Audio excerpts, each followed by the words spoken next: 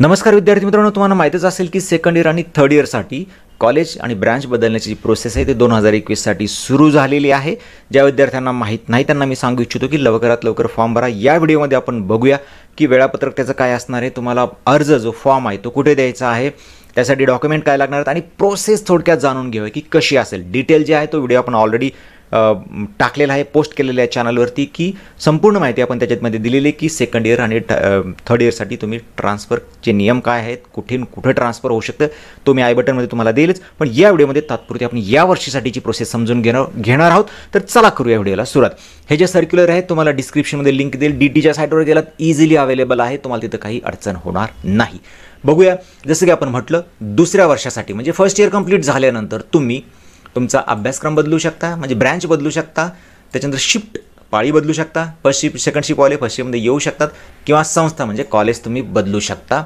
तर याच्यासाठीची जी प्रोसेस आहे ती सुरू झालेली आहे. त्याच्यानंतर तिसऱ्या वर्षामध्ये बऱ्याच वेळेस असं होतं की काही मुलं सेकंड इयरनंतर थर्ड इयरसाठी सुद्धा कॉलेज बदलून घेऊ शकतात. तेही विद्यार्थी ची प्रोसेस सुरू झाली. जे विद्यार्थी इच्छुक आहेत, फार विद्यार्थी याच्यासाठी नसतात, परंतु सेकंड इयरसाठी बरेचसे विद्यार्थी इच्छुक असतात त्यांची ब्रँच आणि कॉलेज बदलण्यासाठी. कारण थर्ड इयरमध्ये फक्त कॉलेज बदलतं, तुमची ब्रँच बदलू शकत नाही तुम्ही. त्याच्यामुळे ती विद्यार्थी कमी असतात. सेकंड इयरमध्ये ट्रान्सफर होणारे विद्यार्थी जास्त असतात. त्यांना मी सांगू इच्छितो, जे पण सेकंड इयर आणि थर्ड इयरमध्ये ट्रान्सफर थोडं अवघड असतं.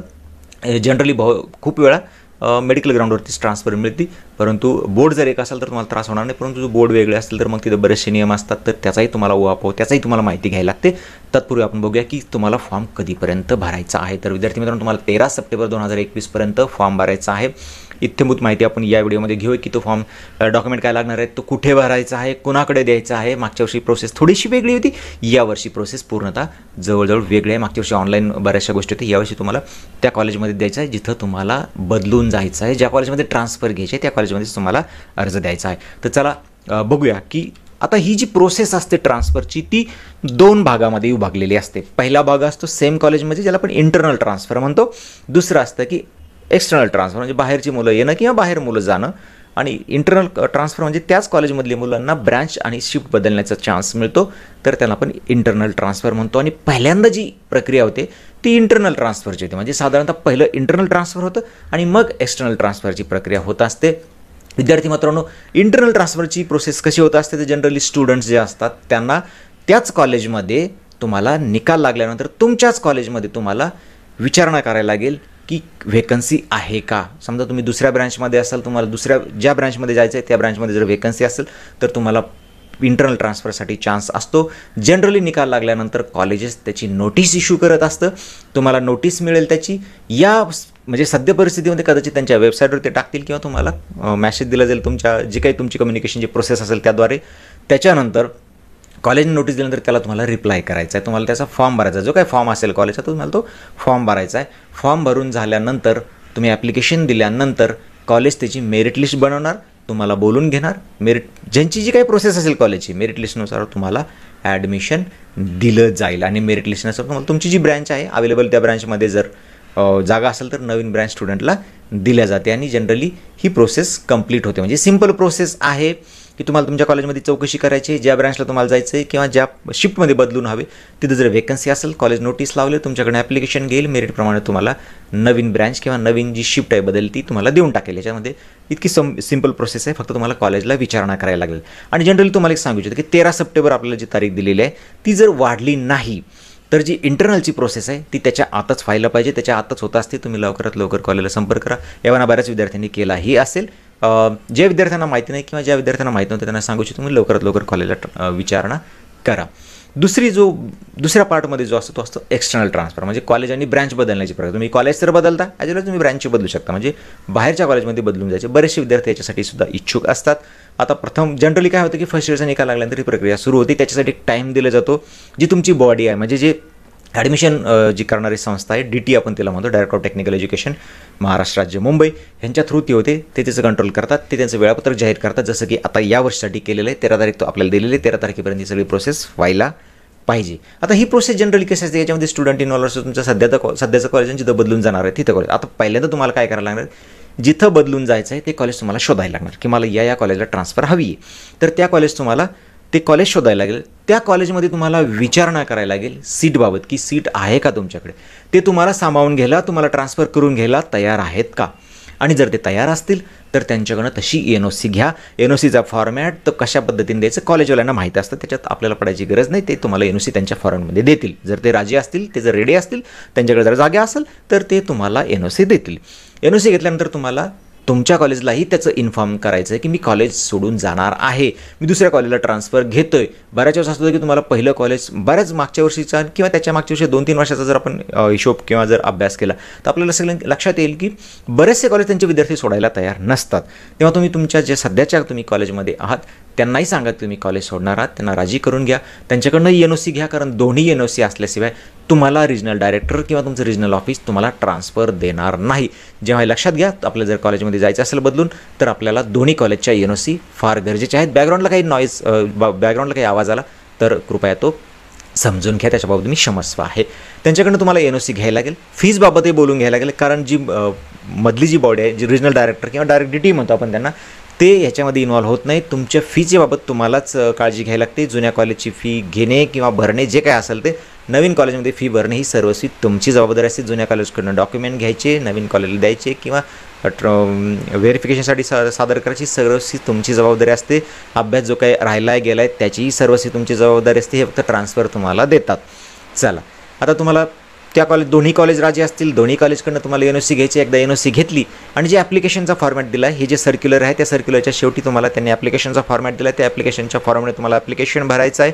त्याच्यासोबत डॉक्युमेंट आपण पुढच्या स्लाईडला बघू, ते डॉक्युमेंट जोडायचे आहेत. आणि ते कुठे द्यायचे तुम्हाला, तर जिथं तुम्ही बदलून जाणार आहात त्या कॉलेजला तुम्हाला ते ॲप्लिकेशन सादर करायचं आहे. ते कॉलेज तुमचं जे ॲप्लिकेशन आहे ते त्या रिजनल डायरेक्टरला देतील, ते त्यांचा फॉलोअप ठेवतील, ते तिथं जातील, ते तुमची ट्रान्सफर करून घेतील, ट्रान्सफर ऑर्डर घेतील आणि तुम्हाला सांगतील की तुमचं ट्रान्सफर झाली, आता फी भरा आणि पुढची प्रोसेस करा. पुढची प्रोसेस तुम्हाला कॉलेज सांगेल. म्हणजे इतकी सिंपल ही प्रोसेस आहे. या प्रोसेसमध्ये जर तुम्हाला काही प्रॉब्लेम आला, काही शंका असतील तर कृपया विचारा कमेंट्समध्ये. मी शक्यतो प्रयत्न करेल त्याचे उत्तर देण्याचा. चला बघूया की कोणते डॉक्युमेंट तुम्हाला या प्रोसेससाठी लागतील. तर या प्रोसेससाठी जनरली तुम्हाला जो त्यांनी दिला आहे तो फॉर्म लागेल. म्हणजे संस्था बदलासाठीचा जो नमुना अर्ज दिला आहे त्या नमुन्यात त्या याच्यामध्ये त्या फॉर्मॅटमध्ये तुम्हाला अर्ज द्यायला लागेल. अर्ज तुम्हाला त्या जे हे सर्क्युलर आहे त्या सर्क्युलरच्या शेवटच्या पानावर तुम्हाला ते मिळेल. त्याची लिंक मी तुम्हाला जसं सांगितलं डिस्क्रिप्शनमध्ये देईल आणि DTच्या साईटवर ते अवेलेबल आहे. तुमची डिप्लोमाची तुमचे डिप्लोमाला जे हे आहेत कॉलेजेस आहेत तेही कदाचित त्यांच्या वेबसाईटवर टाकतील, पण तुम्हाला DT साईटवर इझिली मिळेल. सध्या शिक्षण घेतलं असलेलं, जसं मी आपण बोललो की तुम्ही जिथं शिकताय त्यांचं ना हरकत प्रमाणपत्र म्हणजेच NOC तुम्हाला लागेल.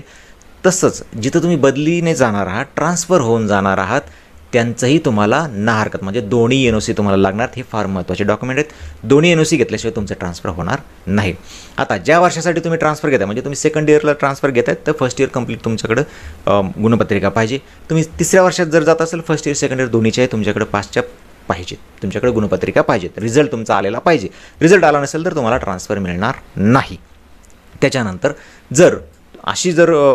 तुम्ही जर अशा बोर्ड चेंज होत असेल तुमचं किंवा अशा परिस्थितीतून तुम्ही ट्रान्सफर होत असाल की जिथं तुम्हाला तंत्रशिक्षण मंडळाचं इक्विव्हॅलन्स किंवा एलिजिबिलिटी सर्टिफिकेटची गरज पडेल, तर अशा वेळेस तुम्हाला ते महाराष्ट्र राज्य तंत्रशिक्षण मंडळाचं एलिजिबिलिटी सर्टिफिकेट पात्रता प्रमाणपत्र घ्यायला लागतं. बहुतेक वेळेत जर तुम्ही महाराष्ट्रात किंवा MSBTचे जे बोर्ड आहे त्या बोर्डच्या अंडरच जर तुम्ही ट्रान्सफर होत असाल तुम्हाला गरज पडणार नाही. परंतु जर त्याच्या बाहेरून तुम्ही येत असाल, बाहेर ट्रान्सफर होत असाल तर तुम्हाला एलिजिबिलिटी सर्टिफिकेटची गरज पडेल. त्याच्यानंतर जर तुमचा गॅप असेल तर बहुतेक मुलांना हे लागणार नाही, पण ज्या विद्यार्थ्यांचा गॅप आहे त्यांनी 100 रुपयाच्या स्टॅम्प पेपरवर गॅप सर्टिफिकेट बनवलं तर चालेल, किंवा त्यांच्या कॉलेजच्या प्राचार्याने जर गॅप सर्टिफिकेट दिलं तर, पण बहुतेक प्राचार्य देत नाहीत, तुम्हाला 100 रुपयाच्या स्टॅम्प पेपरवर बनवायला लागेल. त्याच्यानंतर प्रथम वर्ष किंवा थेट आता तुमचं ज्या वर्षी ॲडमिशन झालं होतं, म्हणजे जर तुम्ही थर्ड इयरला जाणार असाल तर त्या विद्यार्थ्याचा असू शकतो फर्स्ट इयरला पण येऊ शकतो किंवा डायरेक्ट सेकंड इयरला पण येऊ शकतो. पण जर तुम्ही जर दुसऱ्या वर्षात ट्रान्सफर होत असेल तर मग फक्त फर्स्ट इयरचंच कारण अशा केसमध्ये फक्त फर्स्ट इयरचे स्टुडंट ट्रान्सफर होऊ शकतात. कारण तुम्ही एकदा प्रवेश घेतला त्या वर्षामध्ये की त्याच वर्षामध्ये लगेच तुम्हाला संस्था किंवा कोर्स बदलत नाही. म्हणजे तुम्ही डायरेक्ट सेकंड इयरला आलात तर लगेच मला कॉलेज ट्रान्सफर मिळत नसतं. तुम्ही फार तर थर्ड इयरला कॉलेज बदलू शकता, यापेक्षा जास्त नाही. पण तुम्ही फर्स्ट इयरला जर ॲडमिशन घेतलं तर तुम्ही सेकंड इयरला तुम्ही कॉलेज बदलू शकता. अशा कंडिशनमध्ये तुम्ही ज्या वर्षी ॲडमिशन घेतलं होतं त्या वर्षीचं अलॉटमेंट लेटर तुम्हाला लागेल. आता अलॉटमेंट लेटर म्हणजे काय, बऱ्याच विद्यार्थ्यांचा इथं घोळ होतो आणि इव्हन जे ॲप्लिकेशन घेतात त्या कॉलेजचा किंवा त्या जी रिजनल डायरेक्टर त्यांचाही गोळ होतो. अलॉटमेंट लेटर म्हणतात, ॲडमिशन लेटर मागतात. ॲडमिशन लेटर म्हणतात, अलॉटमेंट लेटर मागतात. अशा वेळेस काय करा, तुम्ही दोन्ही जोडून द्या. अलॉटमेंट लेटर म्हणजे ज्यावेळेस तुम्हाला कळालं होतं की कोणतं कॉलेज तुम्हाला अलॉट झालं आहे, थर्ड राऊंडपर्यंत कोणतं कॉलेज तुम्हाला भेटलं होतं, त्याची जी प्रिंटआउट आहे त्याला आपण अलॉटमेंट लेटर म्हणतो, ज्याच्यात तुम्हाला कळलं की तुम्हाला कोणतं कॉलेज अलॉट झालेलं आहे. आणि ॲडमिशन लेटर म्हणजे ज्या तुम्ही कॉलेजला जाता, डॉक्युमेंट देता, फीज भरता, त्याच्यानंतर कॉलेज तुम्हाला लेटर देतं आणि ज्याच्यावर त्यांची साईन आणि स्टॅम्प असतात, ते झालं ॲडमिशन लेटर. दोघांच्या कॉपी त्याला सोबत जोडून द्या, जे हवं ते घेतील. ठीक आहे. त्याच्यानंतर संस्था बदलासाठी कारण म्हणजे तुम्ही का संस्था बदलला. सेकंड इयरला फारसा तुम्हाला त्याच्याबाबत काही स्पष्टीकरण द्यायची कदाचित गरजही पडत नाही. त्याच्यात तुम्ही कॉलेज का बदलताय याचं तुम्ही थोडक्यात देऊ शकता रिझन. परंतु थर्ड इयरच्या बाबतीत मात्र तुम्हाला जसं की मेडिकल ग्राउंडवर तुम्ही करणार असाल तर मेडिकल सर्टिफिकेट वगैरे गोष्टी तुम्हाला तिथं द्यायला लागतात. तर चला आपण डॉक्युमेंटबद्दल बघितलं तर काही महत्त्वपूर्ण बाबी आपण जाता जाता डिस्कस करूयात. त्याच्यामध्ये सगळ्यात पहिलं आहे की तुमचा जर अपूर्ण अर्ज असेल तर तो नाकारला जाईल आणि त्याच्याबाबत तुम्हाला काही कळवलं पण नाही जाणार. तेव्हा तुम्ही काळजीपूर्वक फॉर्म भरा आणि सगळे डॉक्युमेंट त्याला व्यवस्थित जोडून द्या. सध्याच्या कॉलेजकडून फक्त तुम्ही एनओसी घ्या. बरेच विद्यार्थी काय करतात, एनओसी घेतली की टीसी पण घेऊन मोकळे होतात. तर असं करायचं नाही आहे. टीसी एलसी तुम्ही फक्त ट्रान्सफर मिळाल्यानंतर, ट्रान्सफर ऑर्डर मिळाल्यानंतर तुम्ही जिथं बदलून जाताय, जिथं ट्रान्सफर घेताय ते कॉलेज तुम्हाला सांगतं की आता एलसी घेऊन या. त्याच वेळेस फक्त एलसी घ्यायचा, त्याच्या अगोदर एलसी घ्यायचा नाही, फक्त एनओसी घ्यायची आहे. अधिसंख्य म्हणजे कोट्यातील म्हणजे सुपर न्युमेररी कोटा म्हणजे जसं की TFWS झाले तुमचे. आता EWS पण सुपर न्युमेररी कोटा आहे. तुम्ही तुमच्या कॉलेजला विचारा EWS वाले स्टुडंट की तुम्ही पात्र आहात का ट्रान्सफरसाठी. परंतु नियमाप्रमाणे सुपर न्युमेररी सीट विद्यार्थ्यांना संस्था बदल करता येत नाही. तुम्हाला कोर्स आणि संस्था तुम्हाला बदलता येणार नाही. TFWSच्या स्टुडंटला हे काही करता येणार नाही.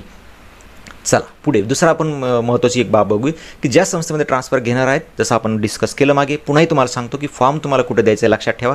तर ज्या संस्थेत तुम्ही बदलून जाणार आहात, जिथं तुम्ही ट्रान्सफर घेणार आहात, ज्या कॉलेजला तुम्ही आता याच्या पुढे जायचा विचार करताय त्या कॉलेजमध्ये तुम्हाला जिथं सध्या शिकताय तिथं द्यायचा नाही आहे तुम्हाला अर्ज.